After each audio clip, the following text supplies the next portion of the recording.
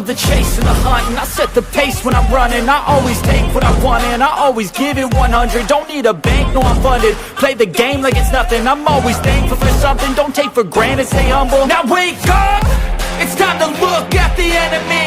Look in the mirror if he is no friend to me. It's not... कहानी शुरू होती है और हम देखते हैं लोडू मिस्त्री को, जो कि अपने बच्चों को अपनी जवानी की फोटोज दिखा रहा होता है। तभी उसकी बेटी पूछती है कि पापा ये कौन है, जिस पर लोडू मिस्त्री कहता है कि बेटा ये तुम्हारी मॉम है। बेटी पूछती है पर अब मम्मी बिकनी क्यों नहीं पहनती, जिस पर उसका बेटा कहता है क्योंकि अब उनकी गांड मोटी हो चुकी है। लोडू मिस्त्री कहता है कि नहीं ऐसा नहीं है, तुमको किसने बोला। बेटा कहता है कि मुझे तो मम्मी ने ही बोला था। तभी वहाँ पर लोडू मिस्त्री की वाइफ फुस्की देवी आती है, जिसके हाथ में एक और बच्चा देखकर हम समझ जाते हैं कि लोडू मिस्त्री फुस्की देवी की खदान में बहुत ज्यादा खुदाई करता है। वो फुस्की देवी से कहता है कि जल्दी से रेडी हो जाओ, हस्त मैथुन और गंड गंडीली हमारा वेट कर रहे होंगे। इसके बाद वो दोनों रेडी होकर अपने दोस्तों से मिलने जा रहे होते हैं, जिस दौरान लोडू मिस्त्री रास्ते में एक मोटी गांड वाली लड़की को देखने लगता है। अब ये देखकर फुस्की देवी उसे कहती है कि भोसड़ी के, अभी तूने उसकी गांड देखी ना। लोडू मिस्त्री कहता है कि क्या, मैंने कब देखी। फुस्की देवी कहती है कि तुमने अभी देखी और बहनचोद ये बहुत गलत बात है। जिसके बाद वो दोनों अपने दोस्तों से मिलते हैं, जिनके नाम थे हस्त मैथुन और गंड गंडीली। वो चारों एक पार्टी में जाते हैं, जो कि उनकी एक फ्रेंड चाची चूसली ने अपने नए बुक की सक्सेस होने पर रखी थी। उधर हस्त मैथुन लोडू मिस्त्री से कहता है कि चूतिए तेरी वाइफ ने तुझे दूसरी औरत की गांड ताड़ते हुए देख कैसे लिया। तू मुझे ही देख ले, मैंने पता नहीं कितनों की गांड देखी है, लेकिन आज तक मेरी वाइफ मुझे पकड़ नहीं पाई। उधर उन दोनों की पत्नियां भी उन्हें देख रही होती हैं और फिर गंड गंडीली कहती है कि देखो उन भोसड़ी वालों को, कैसे औरतों की गांड देखकर पागल हुए जा रहे हैं। और मेरा पति तो एक नंबर का चूतिया है। वो जब चुपके से दूसरी औरतों की गांड देखता है तो उसे लगता है कि शायद मुझे पता नहीं चलता, लेकिन उस चूतिया को कौन बताए कि मैं सब जानती हूँ। इसके बाद लोडू मिस्त्री और फुस्की देवी वापस अपने घर आ जाते हैं, जहाँ पर लोडू मिस्त्री उसे कहता है कि आज मेरा कोयले की खदान में खुदाई करने का बहुत मन कर रहा है, क्यों ना तुम जल्दी से ऊपर जाकर अपनी खदान का गेट खुला रखो। इस पर फुस्की देवी कहती है कि मुझे भी खुदाई करवाने का बहुत मन है, लेकिन अभी आधी रात हो चुकी है और मुझे सुबह जल्दी उठकर बच्चों का ध्यान भी रखना है। लोडू मिस्त्री कहता है कि तुम बच्चों की चिंता मत करो, सब कुछ मैं कर लूंगा, तुम तो बस जल्दी जाकर तैयार हो जाओ। अब फुस्की देवी भी इसके लिए मान जाती है, लेकिन फिर जैसे ही वो घर का दरवाजा खोलते हैं तो वो देखते हैं कि उनके बच्चे तो अभी तक सोए ही नहीं। वहीं उनकी बेबी सिटर फटी कच्छी उनको कहती है कि मैंने इन्हें सुलाने की बहुत कोशिश की, लेकिन ये शैतान सोए ही नहीं। आगे लोडू मिस्त्री फटी कच्छी को उसके घर छोड़ने जाता है, जहाँ फटी कच्छी उसे बताती है कि अगले हफ्ते मैं 21 साल की हो जाऊंगी, तो क्यों ना हम दोनों साथ में बियर पीने चलें और मजे करें। अब लोडू मिस्त्री अपनी वाइफ से बहुत ज्यादा प्यार करता था और वो उसे धोखा नहीं देना चाहता था, इसलिए वो फटी कच्छी को मना कर देता है। अभी सुनकर फटी कच्छी गुस्सा हो जाती है और उसे भोसड़ी वाला बोलकर वहां से चली जाती है। इसके बाद लोडू मिस्त्री वापस घर आता है, जहाँ पर फुस्की देवी उसे बताती है कि बच्चे सो गए हैं। अभी सुनकर लोडू मिस्त्री खुश हो जाता है और कहता है कि चलो जल्दी से खुदाई करना स्टार्ट करते हैं। लेकिन फिर जैसे ही वो अपने बेडरूम में घुसते हैं, वो देखते हैं कि उनकी छोटी बेटी अभी भी उठी होती है। वो कहती है कि मुझे बहुत डर लग रहा है, तो क्या आज रात मैं आप दोनों के साथ सो सकती हूँ। लोडू मिस्त्री कहता है कि नहीं, और वो फुस्की देवी को बताता है कि अगर ये हमारे साथ सोएगी तो मुझे इसके सामने खुदाई करना अच्छा नहीं लगेगा। फिर लोडू मिस्त्री अपनी बेटी से कहता है कि चलो मैं तुमको एक अच्छी सी स्टोरी सुनाता हूँ। जिसके बाद वो उसे उसके रूम में ले जाता है और उसे जल्दी से स्टोरी सुनाकर वापस फुस्की देवी के पास आता है, ताकि वो उसके साथ खुदाई कर सके।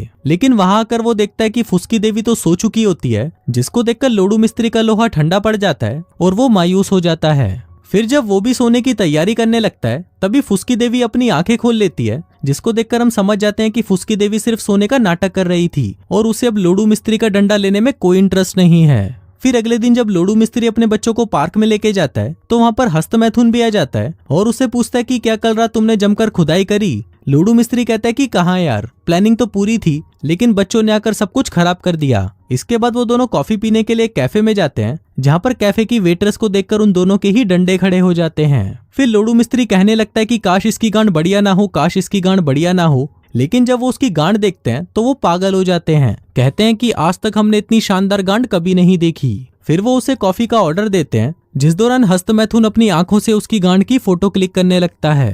कहता है कि अब ये फोटो मेरे दिमाग में सेव हो चुकी है, मैं बाद में कभी इसके बारे में सोचकर मुट्ठ मारूंगा। तभी वहाँ पर उनका एक दोस्त कंगाली आता है और उनको कहता है कि भोसड़ी वालों, तुम लोग ये क्या कर रहे हो, वो तुमसे आधी उम्र की है और तुम उसकी गांड देखकर मजे ले रहे हो। फिर वो बताता है कि अगले हफ्ते मेरे नए घर में एक पार्टी है और मैं चाहता हूँ कि तुम दोनों भी वहाँ पर आओ। जिसके बाद वो वहाँ से चला जाता है। फिर अगले सीन में हम लोडू मिस्त्री और उसके दोस्तों को देखते हैं जो कि लोडू मिस्त्री के घर में बैठकर जुआ खेल रहे होते हैं। तभी वहाँ पर फुस्की देवी आती है और उसे कहती है कि तुम तो यहाँ पर मजे से खेल रहे हो और ऊपर पप्पू रो रहा होगा। इस पर लोडू मिस्त्री कहता है कि डार्लिंग तुम पप्पू की तो बिल्कुल चिंता मत करो, मैं इस माइक्रोफोन से उसको हर वक्त सुन रहा हूँ। फिर फुस्की देवी जब ऊपर पप्पू को चेक करने जाती है तो वो देखती है कि पप्पू तो उठा हुआ है और काफी देर से रो रहा है। फिर फुस्की देवी जब उसे चुप करा रही होती है तो वो सुनती है कि नीचे सभी आदमी आपस में बातें कर रहे हैं कि कौन किस किस औरत को बजाना चाहता है। फिर जब वो लोडू मिस्त्री से पूछते हैं कि तुम किसको बजाना चाहते हो तो लोडू मिस्त्री मना कर देता है और कहता है कि मैं अपनी वाइफ से बहुत प्यार करता हूँ और उसको मैं कभी भी धोखा नहीं दूंगा। अभी सुनकर फुस्की देवी खुश हो जाती है और सोचती है कि मेरा पति तो देवता है। लेकिन तभी लोडू मिस्त्री कहता है कि अगर मुझे कोई छिनाल मिल जाए तो मैं पैसे देकर उसकी दबा कर ले सकता हूँ। अभी सुनकर फुस्की देवी दुखी हो जाती है और अगले दिन इस बारे में अपने दोस्तों को बताती है। इस पर उसकी दोस्त चाची चूसली उसे कहती है कि तुम दोनों को अपने पतियों को थोड़ी फ्रीडम देनी चाहिए, जैसे उनको एक हॉल पास दे दो, मतलब 1 हफ्ता शादी से छुट्टी, जिसमें वो जो चाहे वो कर सकते हैं बिना किसी रोक टोक के। लेकिन तभी गंडगंडीली कहती है कि नहीं, ऐसे तो वो खुले सांड बन जाएंगे और दिन रात सिर्फ दूसरी लड़कियों के साथ चौदम पट्टी ही करते रहेंगे। चाची चूसली कहती है कि ऐसा कुछ नहीं होगा, अगर वो तुमको सच्चा प्यार करते हैं तो वो ऐसा कुछ नहीं करेंगे। गंडगंडीली कहती है तो क्यों ना तुम अपने पति को हॉल पास दे दो और हम सब भी देख लेंगे कि वो क्या करता है। चाची चूसली कहती है कि मैंने ऑलरेडी उसको हॉल पास दे रखा है, जिसके बाद से हमारा रिलेशनशिप पहले से भी ज्यादा अच्छा हो चुका है। फिर उसी शाम वो चारों कंगाली की पार्टी में जाते हैं, जहाँ जाकर वो देखते हैं कि कंगाली तो बहुत अमीर है और उसने एक बहुत ही बड़ा बंगला खरीदा है। इसके बाद कंगाली सभी को अपने घर और पैसों के बारे में बताकर बड़ी बड़ी डींगे मारने लगता है, जिससे परेशान होकर लोडू मिस्त्री और हस्त मैथुन वहां से बाहर चले जाते हैं। उधर कंगाली सबको अपना आलीशान बंगला दिखाता है, जिस दौरान वो उन्हें एक सीक्रेट रूम में भी ले जाता है जहाँ से वो पूरे घर पर नजर रख सकते थे। फिर वो उस कमरे से पूरे घर को देखने लगते हैं, जहाँ पर कुछ देर बाद लोडू मिस्त्री और हस्त मैथुन भी पहुंच जाते हैं। फिर जब वो देखते हैं कि वहां पर तो कोई नहीं है तो वो लोग कंगाली और उसकी वाइफ की बुराइयां करना शुरू कर देते हैं। लोडू मिस्त्री कहता है कि ये बहन का लोड़ा कंगाली अपने आप को समझता क्या है, इसके पास थोड़े पैसे क्या आ गए, ये तो दिन रात सिर्फ शो ऑफ करता रहता है। उधर कंगाली और बाकी सभी भी उसकी बातें सुन रहे होते हैं और तभी गंडगंडीली उन्हें आवाज लगाती है कि हम यहाँ पर हैं। लेकिन तभी कंगाली की वाइफ कहती है कि पूरा घर साउंड प्रूफ है तो उन्हें तुम्हारी आवाज सुनाई नहीं देगी। वहीं लोडू मिस्त्री कहता है कि तुमने कंगाली की वाइफ को देखा, उसकी चूचियां कितनी छोटी छोटी हैं, जब भी वो उनको दबाता होगा तो उसके हाथ में तो कुछ नहीं आता होगा। लेकिन इस पर हस्त मैथुन कहता है कि उसकी चूचियां तो छोटी हैं, लेकिन उसका भोसड़ा तो बहुत बड़ा है, वो इतना बड़ा है कि उसमें 3-4 डंडे तो आसानी से आ सकते हैं। लोडू मिस्त्री कहता है कि बस कर यार, कोई हमें सुन ना ले। जिस पर हस्त मैथुन कहता है कि अरे नहीं, यहाँ तो कोई है ही नहीं। लेकिन तभी उसकी नजर सामने लगे हुए कैमरे पर पड़ती है, जिसके बाद अगले सीन में हम देखते हैं कि कंगाली और उसकी वाइफ उन्हें गालियां देकर वहां से भगा रहे होते हैं। वो कहती है कि भोसड़ी वालों, आज के बाद मुझे दिख मत जाना, नहीं तो मैं तुम्हारी गांड में डंडा डाल दूंगी। अब उन दोनों की इस हरकत से उनकी बीबियां तपी पड़ी थी और तभी गंडगंडीली उनको कहती है कि भोसड़ी वालों, तुम लोगों को हो क्या गया है, तुम लोग तो गचागच करने के लिए पूरी तरह पागल हो चुके हो। हस्त मैथुन कहता है कि नहीं डार्लिंग, मैं तो इस बारे में सोचता भी नहीं। गंडगंडीली उसे कहती है कि बहनचोद तू तो चुप ही रह, आज सुबह ही मैंने तेरे कंप्यूटर में लंडबोसड़ा.com वेबसाइट को खुला हुआ देखा था। इस पर हस्त मैथुन कहता है कि मैं तो वहां पर सिर्फ मौसम की जानकारी देख रहा था। फिर घर आकर फुस्की देवी फिर से लोडू मिस्त्री को डांटने लगती है और कहती है कि गचागच करना मुझे भी पसंद है, लेकिन उसके लिए मैं इतनी पागल नहीं हो जाती कि मैं रास्ते में चलते किसी भी लड़के के साथ शुरू हो जाऊं। लोडू मिस्त्री कहता है कि नहीं डार्लिंग, मैं तो गचागच के बारे में सोचता तक नहीं, मैं तो सिर्फ रास्ते में चलती हुई लड़कियों को नोटिस करता हूँ, और ऐसा करना मैं तो क्या कोई लड़का बंद नहीं कर सकता, क्योंकि ये हमारा जन्म सिद्ध अधिकार है। अब फुस्की देवी उसकी इन हरकतों से परेशान हो चुकी थी, इसलिए वो लोडू मिस्त्री को कहती है कि मैं तुम्हें हॉल पास दे रही हूँ। लोडू मिस्त्री कहता है कि क्या तुम इतनी सी बात के लिए मुझे डिवोर्स दे रही हो? फुस्की देवी कहती है ये डिवोर्स नहीं है, मैं तो तुम्हें 1 वीक के लिए शादी से छुट्टी दे रही हूँ, तुम 1 हफ्ते जो चाहे वो कर सकते हो, तुम्हें कोई भी रोकने टोकने वाला नहीं होगा। अब कल सुबह मैं अपने बच्चों को अपनी माँ के पास ले जाऊंगी और ठीक 1 हफ्ते बाद हम वापस मिलेंगे। लोडू मिस्त्री पूछता है तो मैं 1 हफ्ते क्या करूंगा, जिस पर फुस्की देवी कहती है कि जो तुम्हारी इच्छा वो करो, तुम्हारे पास सिर्फ 1 हफ्ता है। फिर अगले दिन हस्त मैथुन लोडू मिस्त्री के पास आता है और उसे कहता है कि कल रात तो मेरी वाइफ ने मेरे लोड़े ही लगा दिए, तू बता तेरी वाइफ ने तुझे कुछ नहीं कहा? लोडू मिस्त्री कहता है कि मेरी वाइफ ने मुझे एक हॉल पास दिया है, मतलब 1 हफ्ते के लिए शादी से छुट्टी, इसमें मैं जो चाहूँ जिसके साथ चाहूँ सब कुछ कर सकता हूँ, मुझे रोकने टोकने वाला कोई नहीं होगा। अबे सुनकर हस्त मैथुन खुश हो जाता है, लेकिन तभी लोडू मिस्त्री कहता है कि मुझे ये सब ठीक नहीं लग रहा, मैं नहीं चाहता कि मैं अपनी वाइफ के अलावा किसी और की खदान में मजदूरी करूं। इस पर हस्त मैथुन कहता है कि बोसड़ी के तू पागल हो गया है क्या? तेरी वाइफ ने तुझे इतनी अच्छी अपॉर्चुनिटी दी है और तू इसे ऐसे ही गंवाना चाहता है? अब तो तेरे पास मौका भी है अपने सपने पूरे करने का। इतने सालों से तू जिन जिन लड़कियों के बारे में सोचकर हिलाता था, अब उन सभी लड़कियों को बजाने का टाइम आ गया है। अब क्योंकि हस्त मैथुन भी अपनी वाइफ से हॉल पास चाहता था, इसलिए वो इस बारे में गंडगंडीली से बात करता है और कहता है कि शायद ये एक अच्छा मौका हो सकता है जिससे हम दोनों की रिलेशनशिप और भी ज्यादा अच्छी हो जाएगी। लेकिन गंडगंडीली उसे मना कर देती है और कहती है कि तुम्हें ये सब बकचोदी करने की कोई जरूरत नहीं है। अब हस्त मैथुन को कैसे भी हॉल पास लेना ही था, इसलिए वो अपनी कार में बैठकर बीच सड़क पर ही हाथ गाड़ी चलाने लगता है। इसी दौरान वहां पर एक पुलिस वाला आता है और उसकी छोटी सी लुल्ली को देखकर हंसने लगता है। फिर वो अपनी साथी पुलिस वाली को बुलाता है और फिर जब वो भी उसकी लुल्ली को देखती है तो वो शॉक्ड हो जाती है कि किसी की इतनी छोटी लुल्ली कैसे हो सकती है। जिसके बाद वो हस्त मैथुन को अरेस्ट कर लेते हैं और उसकी वाइफ को बताते हैं कि आपका पति बीच सड़क पर मुट्ठ मार रहा था। अब उसकी इस हरकत से गंडगंडीली बहुत गुस्सा हो जाती है और गुस्से में वो उसे भी हॉल पास दे देती है। फिर अगले दिन हस्त मैथुन लोडू मिस्त्री के पास आता है और उसे बताता है कि मुझे भी हॉल पास मिल गया है। अबे सुनकर लोडू मिस्त्री भी बहुत खुश होता है और कहता है कि अच्छा हुआ तुझे भी मिल गया, वैसे भी मुझे एक साथी की जरूरत थी। हस्त मैथुन कहता है कि अब हमारे पास 7 दिन है और 7 दिन हम जमकर चौदम पट्टी करेंगे। लोडू मिस्त्री कहता है कि हमें अपने बाकी दोस्तों को भी बुला लेना चाहिए ताकि वो भी हमारे साथ एंजॉय कर सकें। हस्त मैथुन कहता है कि ठीक है, चलो अब हम सबसे पहले तुम्हारी रिसेप्शनिस्ट को रगड़ते हैं। इस पर लोडू मिस्त्री कहता है कि नहीं नहीं, हम अपना ऑफिस साफ सुथरा रखेंगे और सिर्फ बाहर गंद मचाएंगे। फिर रात को वो सारे दोस्त एक बार में मिलते हैं जहाँ वो देखते हैं कि यहाँ तो बजाने के लिए एक भी लड़की नहीं है। तभी कालिया कहता है कि मुझे एक ऐसी जगह पता है जहाँ पर तुम्हें ऐसी लड़कियां मिल जाएंगी जिनकी गांड एकदम शानदार होगी, इसलिए चलो मेरे साथ, वहां जाकर कुछ शानदार लड़कियों को बजा कर आते हैं। लेकिन तभी हस्त मैथुन कहता है कि गचागच करने से पहले हम कुछ खा लेते हैं ताकि हमारे पास एक साथ 3-4 को बजाने की एनर्जी रहे। अब सबको उसका ये आइडिया पसंद आ जाता है, लेकिन फिर वो चूतिए इतना ज्यादा खा लेते हैं कि उनकी उठने तक की भी हिम्मत नहीं होती। लेकिन तभी वहां बैठा मनोज मुट्ठल कहता है कि चलो चूची बार चलते हैं, कम से कम वहां पर जाकर हम कुछ चूचियां तो देख लेंगे। लेकिन इस पर लोडू मिस्त्री कहता है कि अभी तो सिर्फ पहला ही दिन खत्म हुआ है, अभी तो हमारे पास पूरा हफ्ता है, तो हम ये सब कल भी कर सकते हैं। फिर हस्त मैथुन कहता है कि आज हमने अपने अंदर पूरी एनर्जी भर ली है, इसलिए हम कल जाकर अपनी सारी एनर्जी निकाल देंगे। अब सभी उसकी ये बात मान जाते हैं और उनका पहला दिन पूरा बर्बाद हो जाता है। फिर अगली सुबह उनका दूसरा दिन शुरू होता है जहाँ पर वो सभी अपने तड़पते घोड़ों की प्यास बुझाने के लिए एक रिजॉर्ट में जाते हैं। लेकिन तभी वहाँ पर मनोज मुट्ठल आता है और कहता है कि देखो मैं क्या लेकर आया, ये गांजे वाली ब्राउनीज है जिसको खाकर हम जन्नत की सैर करेंगे। अब पहले तो वो सभी उसे खाने से मना कर देते हैं, लेकिन तभी मनोज मुट्ठल कहता है कि इसमें ऐसा कुछ नहीं है, तुम लोग इसे खाओगे तो तुम्हें पता भी नहीं चलेगा, ये तो ऐसा है जैसे तुम सिगरेट पी रहे हो। अब सभी उस पर भरोसा करके एक एक ब्राउनी खा लेते हैं, जिस पर मनोज मुट्ठल कहता है कि देखना हमें कुछ नहीं होने वाला। लेकिन फिर 75 मिनट बाद हम देखते हैं कि लोडू मिस्त्री और हस्त मैथुन एक गाड़ी में बैठे हैं, जहाँ पर हस्त मैथुन लोडू मिस्त्री से पूछता है कि तुम नहाते वक्त कौन सा साबुन यूज करते हो। लोडू मिस्त्री कहता है कि मैं डव यूज करता हूँ क्योंकि डव से मेरी त्वचा बिल्कुल मुलायम रहती है।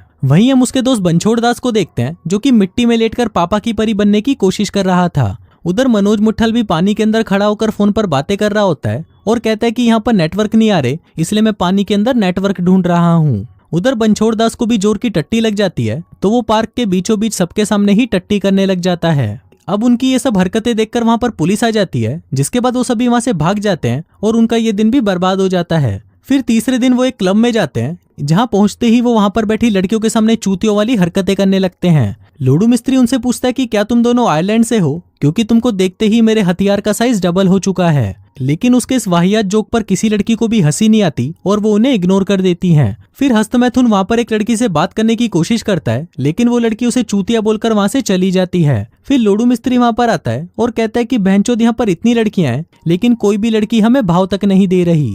इस पर हस्त मैथुन कहता है कि शायद हमें थोड़ी दारू पी लेनी चाहिए, क्योंकि उसके बाद ही लड़कियां हमारी तरफ अट्रैक्ट होंगी। अब लोडू मिस्त्री तो दारू पीकर सो जाता है, लेकिन हस्त मैथुन पीकर इतना भंड हो जाता है कि वो वहां पर बैठी लड़कियों को गाली देने लगता है। कहता है कि तुम सभी की इतनी औकात कि तुम मुझे मना करो, मेरा हथियार इतना बड़ा है कि मैं तुम सबको एक साथ ठंडा कर सकता हूँ। तभी वहां पर बाउंसर आकर उसे बाहर ले जाने लगता है, जिस दौरान हस्त मैथुन एक लड़की के पिछवाड़े पर झंडा बना हुआ देखता है और उसे कहता है कि क्या तुम्हें इस झंडे के लिए डंडा चाहिए।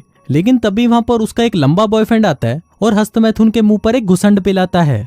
फिर अगला दिन चौथा दिन था, लेकिन वो दोनों पूरे दिन सिर्फ सोते ही रहते हैं और उनका ये दिन भी बर्बाद हो जाता है। फिर 5वें दिन हस्त मैथुन अपने एक दोस्त के पास जाता है जिसका पिछले महीने ही डिवोर्स हुआ था। वो उसके लिए गिफ्ट लेकर आता है और फिर वो उसे बताता है कि मेरी वाइफ ने मुझे छूट दे रखी है कि मैं किसी दूसरी औरत के साथ भी घचाघच कर सकता हूँ। लेकिन इस पर उसकी फ्रेंड कहती है तो बहनचोद तू इसके लिए मेरे दरवाजे पर आ गया। हस्तमैथुन कहता है कि हाँ, अगर तुम चाहो तो हम दोनों साथ में कर भी सकते हैं। लेकिन इस पर उसकी फ्रेंड उसे कहती है कि बोसड़ी के तू चूतिया हो गया है, जा कहीं और जाकर अपनी गांड मरा। वहीं दूसरी तरफ हम उन दोनों की वाइफ फुस्की देवी और गंडगंडीली को देखते हैं, जो कि अपने पतियों से छुटकारा पाकर काफी एंजॉय कर रही थी। इसी दौरान उनकी मुलाकात दो लड़कों से होती है और फिर वो चारों काफी अच्छे दोस्त बन जाते हैं। उधर रात को लोडू मिस्त्री और हस्तमैथुन फिर से एक क्लब में जाते हैं, जहाँ पर वो अपने एक दोस्त भोसड़ पप्पू से मिलते हैं, जो कि लड़कियों को पटाने में एक्सपर्ट था। इसके बाद जब लोडू मिस्त्री अपने लिए ड्रिंक लेने जाता है तो उसकी मुलाकात वहाँ पर फटी कच्ची से होती है। वो बताती है कि मैं यहाँ पर अपनी आंट के साथ आई हूँ, जो कि 45 साल के होने के बाद भी हम लोगों की तरह ही पार्टी करती है।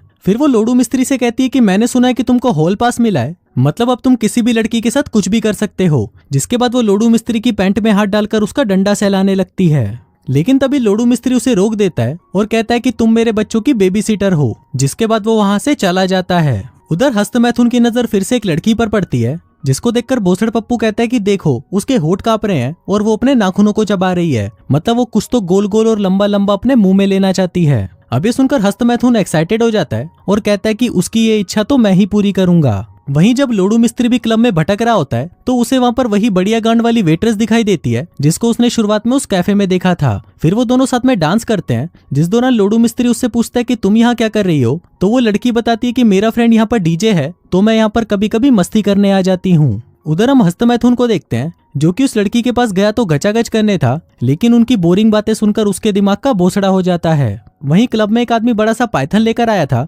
जिसको देखकर लोडू मिस्त्री उस लड़की के सामने इंप्रेशन झाड़ने के लिए उस पाइथन को लेकर अपने गले में डाल लेता है। लेकिन फिर कुछ देर बाद हम देखते हैं कि वो पाइथन उसे जकड़ लेता है, जिसके बाद बहुत ही मुश्किल से लोडू मिस्त्री को उस पाइथन से छुड़वाया जाता है। दूसरी तरफ हम हस्तमैथुन की वाइफ गंडगंडीली को देखते हैं, जिसको उसके नए दोस्त ने एक पार्टी में बुलाया था। लेकिन जब वो उस पार्टी में पहुंचती है तो उसे पता चलता है कि वहां पर उन दोनों के अलावा और कोई है ही नहीं। अब गंडगंडीली उसके इरादे समझ चुकी थी, इसलिए वो उसे कहती है कि मैं ये सब नहीं कर सकती क्योंकि मैं अपने हस्बैंड से बहुत प्यार करती हूँ। लेकिन फिर पता नहीं उसको क्या चुल मचती है, वो लपक कर उस लड़के पर टूट पड़ती है और फिर वो दोनों वहीं पर गचागच मचाना शुरू कर देते हैं। उधर हस्तमैथुन भी फाइनली उस लड़की को लेकर रूम में आ जाता है, लेकिन तभी उस लड़की की तबीयत अचानक खराब हो जाती है। वो बताती है कि शायद मेरा पेट खराब हो गया है। उसे उल्टी आने लगती है तो हस्तमैथुन उसे उल्टी करने के लिए एक डिब्बा देता है, लेकिन तभी वो लड़की इतनी जोर से चीखती है कि उसकी टट्टी ही निकल जाती है। अब ये सब देखकर हस्तमैथुन के मूड का बोसड़ा हो जाता है और वो उस लड़की को वापस उसके घर छोड़ देता है। फिर जब वो वापस अपने रूम में आता है तो वहाँ पर फटी कच्ची की आंटी आती है और उससे पूछती है कि क्या तुम लोडू मिस्त्री हो।